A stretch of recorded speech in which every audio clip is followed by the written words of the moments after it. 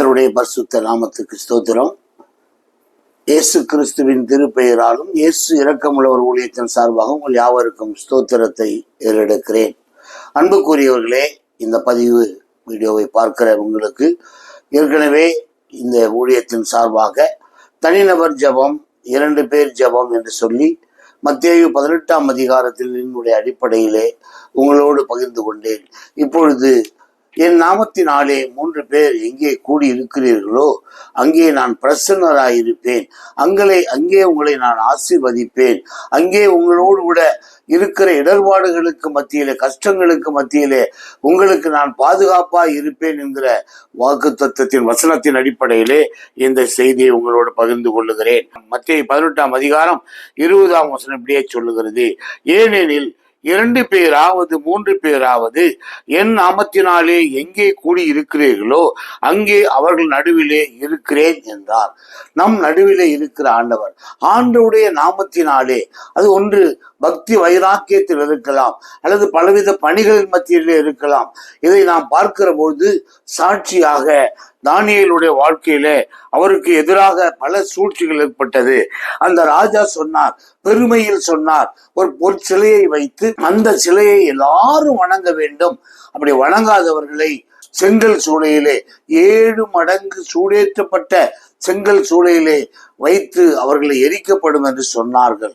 ஆனால் பக்தி வைராக்கியத்தின் நிமித்தம், ஆண்டவருடைய நாமத்தின் நிமித்தம், என் ஆண்டவர் என்னை ஆசீர்வதிப்பார் என்கிற அந்த வைராக்கியத்திலே அவர்கள் இப்படியாக சொன்னார்கள். 17, 18 வசனங்களிலே பார்க்கிற பொழுது 16ஆம் வசனம், சாத்ராக், மேஷாக், ஆபேத்நேகோ என்பவர்கள் ராஜாவை நோக்கி, நேபுகாத்நேச்சரே, இந்த காரியத்தை குறித்து உமக்கு உத்தரவு சொல்ல எங்களுக்கு அவசியமில்லை. நான் ஆண்டவரை நம்பியிருக்கிறேன், ஆண்டவரை நான் விசுவாசிக்கிறேன். அவர் என்னை நடத்துவார், அவர் என்னை காப்பாற்றுவார், அவர் என்னை விடுவிப்பார். ஆகவே உங்களுக்கு உத்தரவு சொல்ல அவசியமில்லை. சொல்லுகிற இடம் யார்? பெரிய ராஜா, அவர் ஆளுகை செய்கிறவர். ஒருவேளை அவருடைய வார்த்தையை கேட்டால் அங்கே சுகித்து இருக்கலாம், நன்மையை பெற்றுக் கொள்ளலாம், சுகபோக வாழ்க்கையில வாழலாம், அல்லது பதவிகளை பெற்றுக் கொள்ளலாம், அல்லது பணத்தை பெற்றுக் கொள்ளலாம். ஏதாகிலும் ஒரு நன்மை கிடைக்கக்கூடியதா இருக்கும். இன்றைக்கு பதவியில் இருக்கிறவர்களை பார்த்து சுற்றி சுற்றி அநேகர் வந்தால் அவரிடத்தில் என்ன கிடைக்கும்? அவர்கள் தவறே பேசினாலும் கரெக்ட், நீங்கள் சொன்னா கரெக்ட், இதுதான் கரெக்ட் என்று சொல்லுகிற இந்த உலகத்திலே அன்றைக்கு அவர்கள் 3 பேரும் பக்தி வைராக்கியத்தோடு ஆண்டவருடைய நாமத்தின் அடிப்படையிலே இருந்தார்கள். ஆகவே அவர்கள் செங்கல் சூளையிலே போடுவதற்கு 7 மடங்கு சூடேற்றப்பட்ட நிலைமை. கொண்டு போடுகிறவர்கள் பெரிய மிலிட்டரியில உள்ளவர்கள், சால்வை போற்றி கொண்டு அந்த அனல் அவர்களை கொளுத்தாதபடிக்கு இவர்கள் கால்களை கட்டி தப்பித்து விடாதபடிக்கு கைகளை கட்டி கொண்டு செல்கிறார்கள். ஆனால் கொண்டு சென்றவர்கள் அங்கே எரிந்து சாம்பலாய் போனார்கள். இவரை தூக்கி கொண்டு போன அந்த பலசாலிகள் அவர்கள் அங்கே எரிந்து போனார்கள். ஆனால் இந்த 3 பேரோடு கூட ஆண்டவர் அங்கே இருந்தார். அதான் 24ஆம் வசனம் சொல்லுகிறது, அப்பொழுது யார் எதிராக பேசினாரோ, யார் இந்த கட்டளையை பிறப்பித்தாரோ அந்த ராஜா, அந்த அதிகாரம் உள்ளவர் அப்படியே துக்கித்து கலங்கி வேக்கத்தக்கதான வகையிலே ஆண்டவருடைய வல்லமை வெளிப்பட்டது.